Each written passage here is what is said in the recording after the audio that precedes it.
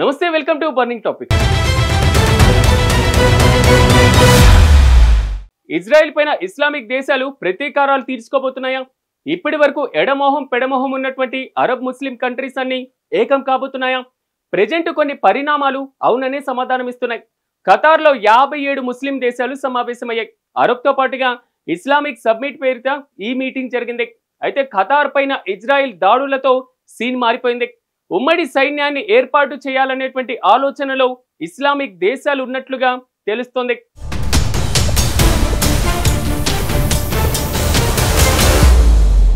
NATO తరహా సైనిక కూటమి ఏర్పాటు చేసే ప్రయత్నాలు జరుగుతున్నట్లుగా టాక్ వినిపిస్తోంది. మొదటగా విదేశాంగ మంత్రుల సమావేశం జరగబోతోంది. ఆ తర్వాత అరబ్ దేశాల ఇస్లామిక్ నేతలు మీటింగ్ నిర్వహించనున్నారు. నాటో తరహా సైన్యం ఏర్పాటు చేయాలని ఈజిప్టు ప్రతిపాదించింది. ముందుగా 22 అరబ్ లీగ్ దేశాలకు చెందిన వారికి ఆద్య పదవి ఇవ్వాలని భావించారు. ఇక ఖతర్ దాడి తర్వాత ఇజ్రాయెల్ పై ఇస్లామిక్ దేశాలు కూడా ఫైర్ అవుతున్నాయి. గల్ఫ్ కోఆపరేటివ్ కౌన్సిల్ పేరుతో జీసీసీ మీటింగ్ జరిగింది. నెతన్యాహును శిక్షించాల్సిన టైం వచ్చిందని అరబ్ దేశాలు మండిపడుతున్నాయి. ఏ ఒక్క ముస్లిం దేశంపై దాడి చేసినా సమిష్టిగా సమాధానం చెప్తాము అంటూ వార్నింగ్లు ఇస్తున్న పరిస్థితి కనబడుతోంది.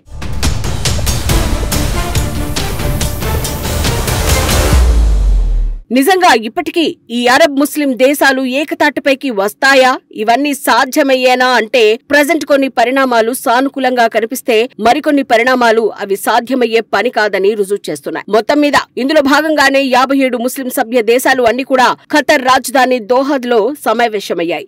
ఏ ఒక్క ముస్లిం దేశం పైన దాడి చేసినా అది తమ అందరిపైన దాడి చేసినట్లేనని సమిష్టిగా సమాధానం చెప్తామంటూ స్ట్రాంగ్ గానే హెచ్చరించాయి. ఉమ్మడి రక్షణ ప్రతిపాదనను అరబ్ నేతలు మరోసారి తెరపైకి తీసుకొచ్చారు. అయితే అసలు ఇది ఆచరణ సాధ్యమయ్యేనా అనేది మాత్రం పెద్ద చర్చ. ఎందుకు అంటే నాటో తరహా భద్రతను ఏర్పాటు చేసుకోవాలనేది ఇప్పటి ఆలోచన కాదు. అరబ్ స్ప్రింగ్ తర్వాత ఉగ్రవాదానికి వ్యతిరేకంగా 34 ముస్లిం దేశాలు ఒక్కటవ్వాలనేది సౌదీ అరేబియా పిలుపు. 2015లో మరోసారి ఈ తరహా ప్రతిపాదనను ఈజిప్టు చేసిన సార్వభౌమాధికారం పలు కారణాలతో ముందుకు సాగలేదు.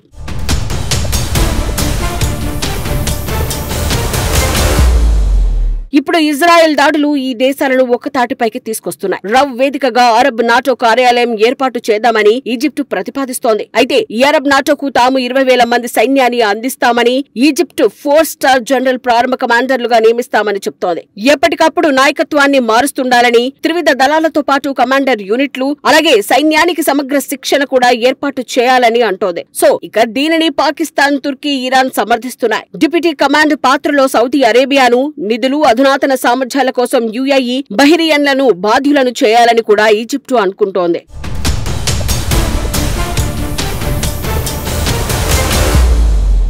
అయితే Saudi Arabia, Iran, Iraq, Kuwait, Qatar, Egypt, Indonesia, Malaysia, Pakistan సహా మొత్తం 50కి పైగా దేశాలు నాటోలో భాగస్వాములయ్యే పరిస్థితులు కనిపిస్తున్నాయి. సో కొన్ని దశాబ్దాలుగా ఈ ముస్లిం దేశాలు కూడా ఎన్నో సార్లు పాలస్తీనాపై దాడిని ఖండిస్తున్నాయి. అయినప్పటికీ కూడా వెస్ట్ బ్యాంక్ లో ఇజ్రాయెల్ ఆక్రమణలు ఆగలేదు. ప్రస్తుతం గాజాపై యుద్ధం చేస్తున్నా పెద్దగా రెస్పాండ్ అవ్వలేదు. తాజాగా ఖతర్ పై దాడి జరిగిన తర్వాతే వారిలో కొంత కదలికలు వచ్చినట్లు కనిపిస్తోంది. ముస్లిం దేశాల అతిపెద్ద బలహీనత వారి వద్ద తగిన సైన్యం లేకపోవడం కాదు, అంతర్గత విభేదాలు. పాలస్తీనాను కలిసికట్టుగా పరిష్కరించాల్సిన సమస్య కాకుండా పేరు తెచ్చి పెట్టే ఒక ట్రోఫీగా చూస్తున్నాయి. ఆ రకంగా మొత్తం మీద అరబ్ దేశాలు అన్ని కూడా ప్రపంచ మార్కెట్ ను ఓ రకంగా శాసిస్తున్నప్పటికీ కూడా కొంత ఒడిదుడుకుల వల్ల కొంత ఇబ్బంది ఎదుర్కొంటున్న పరిస్థితి. మొత్తం మీద ఇస్లామిక్ దేశాలు అన్ని కూడా ఉమ్మడి సైన్యాన్ని ఏర్పాటు చేయబోతున్నాయి.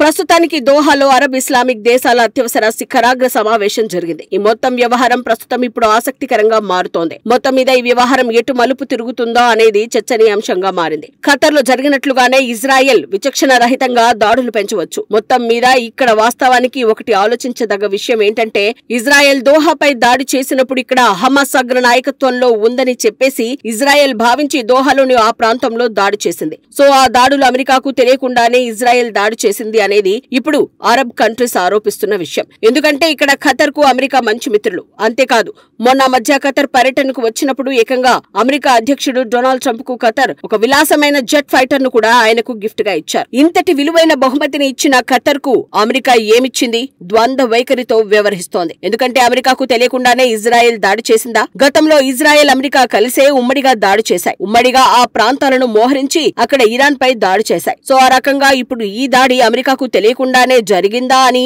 అరబ్ దేశాలు మండిపడుతున్నాయి.